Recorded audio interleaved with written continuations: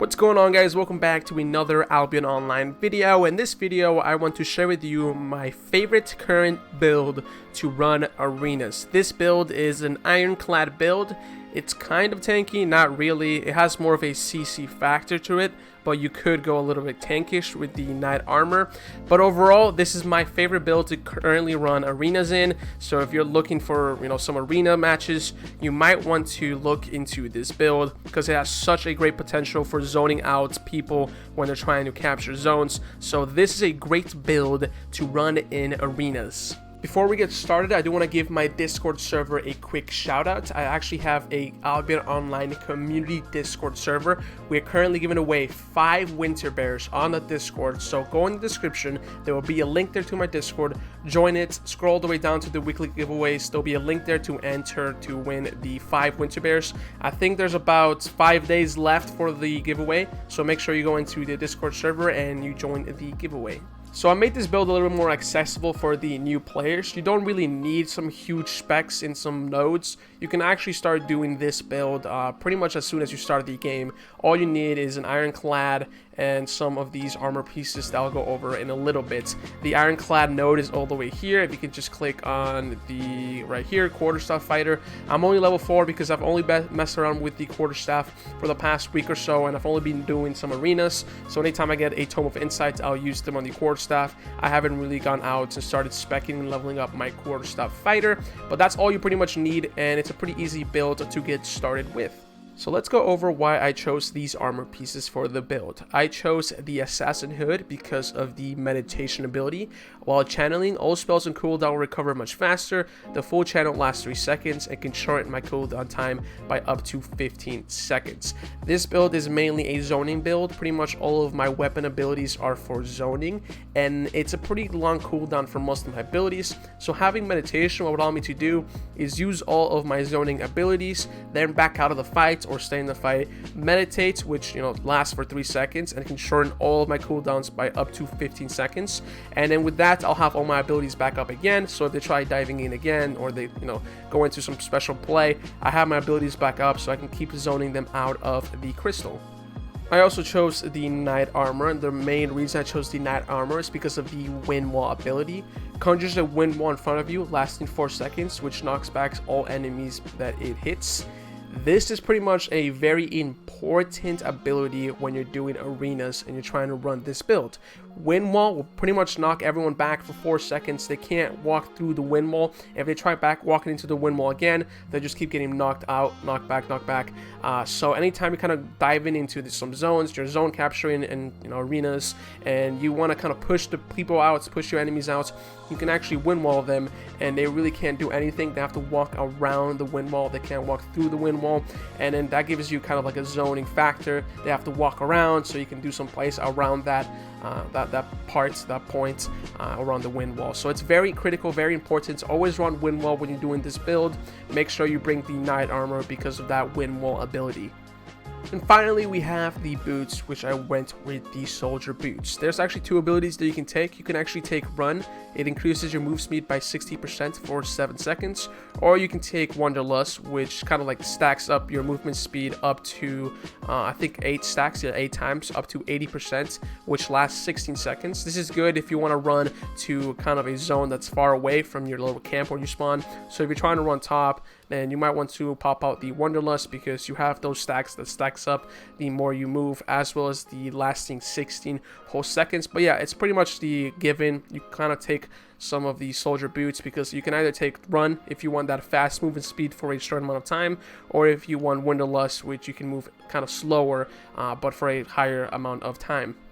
Another quick thing that I actually forgot to do in the video recording, I chose the Marlock cape because it has the condition of it activates when you take damage and your health is below 25%, and the effect is it increases your defense by 50% for 5 seconds. So anytime you're below 25%, this cape kind of will do the effect of increasing your defense by 50% for 5 seconds. Such a great cape when you do something like tanking. So I chose this because I do often get down down to below 25%, because this is not a full tank build, so you're going to take a lot of damage because you're going to have to go in there and kind of zone them out, and they're going to be kind of focusing you. So taking something like the Marlight Cape, if you go below 25%, you get that increased defense for 5 seconds, which actually helps me out a lot, and it's very important for you to bring this as well, and it brings a lot of aspects to this build that makes it great.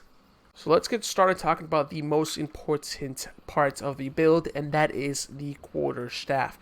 The quarterstaff is the weapon I've chosen. The reason I've chosen the quarterstaff is because it's easily accessible from the quarterstaff fighter tree. So if you go into the quarterstaff fighter tree, you can actually buy or craft the quarterstaff by using just regular resources. So it's not an artifact weapon. You don't necessarily need to spend a lot of silver to either craft or to buy this weapon, but it actually has some of the best zoning abilities in this game when it comes down to arenas. So let's go over the abilities for the Iron-Clad. For my Q ability, I chose the Cartwheel. Cartwheel forward, dealing some damage to all enemies hit, knocking them back for a short distance and interrupting their spells. If you take damage during the Cartwheel, your move speed is increased by 30% and your resistance by a certain number for around 5 seconds. This is actually a really short cooldown ability. It only has a cooldown of 7 seconds, so it's probably the shortest cooldown of this whole entire build. But you basically kind of like leap, you kind of cartwheel with your Iron-Clad, and then if you hit an enemy, they kind of get knocked back and you do some damage to them. But the most important thing is that you actually interrupt their spells. So if you're doing this something like in top of the healer, or you're trying to knock back the healer if they're, you know, doing some crazy ability, healing their tanks or whatever, you can actually cartwheel on top of them. It'll cancel all of their abilities as well as do a little bit of damage. And if you do take a little bit of damage while doing the cartwheel, you also get that 30% movement speed as well as some resistance for 5 seconds. So it's a great ability. You could take something like the concussive blow, which is a blow that you hit the enemy and it kind of slows them, but I chose the cartwheel because, again, that's zoning ability of the knockback as well as interrupting the spells. For my W ability, I went with Stun Run. Stun Run increases your move speed by 30% for 5 seconds, and your next auto attack will stun the enemy for 2.9 seconds, let's say 3 seconds. This is actually your least zoning ability. This is mainly used if you want a movement speed and if you want to stun someone. If someone's kind of channeling their damage or something, you can actually stun them. So again, this is an instant cast time, so when you hit that W, you're instantly going to be movement speed by 30%. And then your next auto, the next time you auto a person, they'll instantly get stunned for around 3 seconds. Very powerful ability for that movement speed, as well as if you need to stun somebody, if, you know, someone's about to walk into a zone or a healer's healing and you want to stun them or whatever. It's a great ability to have, so I suggest going with Stun Run. Let's talk about the most important ability in the build. That is the Hurricane. This is your main source of zoning when it comes down with this Iron-Clad build. So in Hurricane, you spin around for around 4 seconds, hitting enemies in a 5-meter radius, dealing some damage for a certain amount of time. But this is where it comes big. Against enemy players, it knocks them back by around 7 meters away. If you do this against creatures, it just interrupts their spell casting. But if you're doing this with enemies, with players, if you're doing something like Arena, what you can do is you can actually press your E. It's a movement channel, so you just press E and you kind of move around.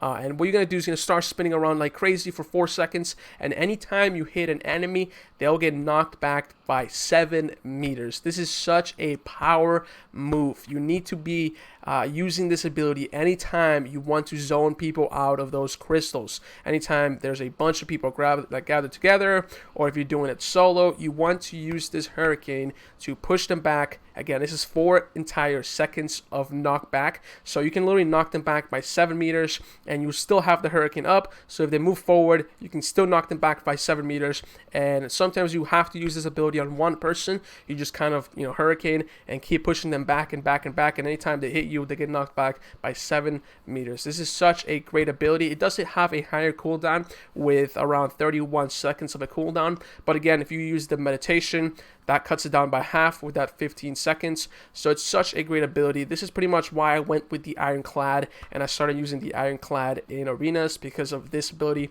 I've seen so many effective people use this Hurricane ability to zone people. A lot of clutches, a lot of wins just by using this ability, and I've been very effective using this ability, Hurricane, in arenas. So make sure you bring the Iron-Clad because of that Hurricane ability. I also quickly want to go over the passive ability because it also influences a little bit of the build. I chose the Stunning Strike. Every 5 normal attacks, your auto attack stuns the enemy for 0.6 seconds. So this also adds an extra stun and extra CC to the build. Every 5 normal attacks, your attack stuns the enemy for 0.6 seconds. Very good passive. Take this. Don't take Energetic or Life Leech. Make sure you bring this for that extra stun every 5 normal attacks. With that being said, that concludes my whole entire build for this Iron-Clad build. I've been having so much fun using this in arenas. I've been winning so many arenas because of those zoning abilities. You literally have everything you need in this entire kit to zone pretty much the whole team out. If you need something like the wind wall, you can easily wind wall them out and they have to kind of walk around. And if they walk around, you can use your Hurricane on them. Such a good build for zoning in arenas. Very effective if you're looking into tanking. This is kind of like a tanking build, so if you're looking for tanking, you can do that as well. But I've also been doing this with another tank, so I kind of take this as kind of a bruiser, you can say. You really don't do damage. Again, this ability, this whole entire build has abilities that are solely focused on zoning.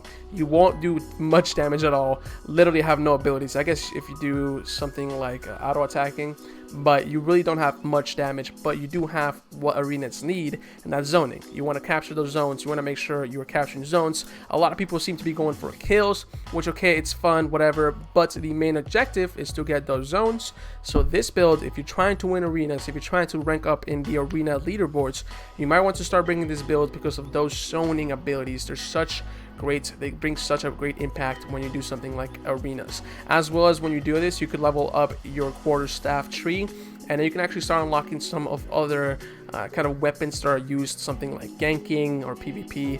Quarterstaff, like the entire node, is in a good place currently right now. So if you want to level that up, you can do that as well as playing some arenas with this build. With that being said, that completes my whole entire build. Hope you guys enjoy this video. Hope you guys are going to kind of try out this build by yourself, see if you enjoy it, see if it's kind of working out for you. If it's not, make sure you leave in the comments. If you want to kind of make a change, leave that in the comments section as well. I'm going to try reading through all the comments and seeing if anyone kind of wants to pitch in their own ideas to implement in this build. With that being said, once again, make sure to go into the description, join my Discord server if you want to join the 5 Winter Bear giveaway. It ends in about 5 days, so make sure you enter that. And yeah, guys, subscribe for more Albion content. Thank you guys for all the supports, and I'll see you guys later on my next video. Peace.